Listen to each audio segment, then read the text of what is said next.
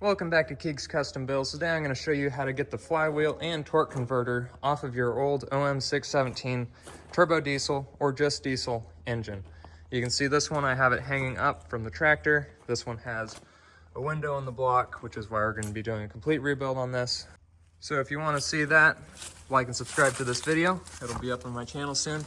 But anyway, this is the way that you get your bolts out. Two 13 millimeter or a 13 millimeter socket. There's 6 bolts. Zip that one out, zip that one out. And then this right here is an 1/16" socket. Mine is locked up, turning the correct way, so I have to turn it backwards. So then you just turn it backwards once you get those ones out and continue pulling them out. Once you have your engine turned to the correct spot, you can put your socket in that hole right there. And then once you're done getting that one up, you can put it in that one right there. So now I'm gonna go ahead and get these out. And as easy as that, you have your bolts out. You might want to use a longer bar. Mine were pretty stuck in there, so I just used that longer bar. It broke it loose a whole lot easier.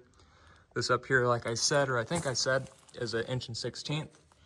It might be a 27 millimeter or something like that, but I just didn't have one of those. So now that's off. I'm gonna go ahead and start pulling this off right here. I think these are 13 millimeter 12 points. So I'm gonna grab one of those sockets and start working on that. While I was trying to get these 12-point bolts out right here that hold on the flywheel, the 3 of them, stripped out on the head right there.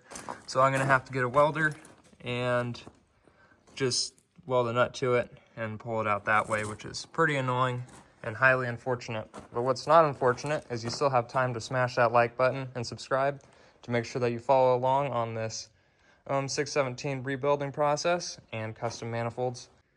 This is what the bolts look like, by the way, when they come out correctly. I imagine they're supposed to be replaced every time because they have a stretch section in there. Anyway, Keeg out.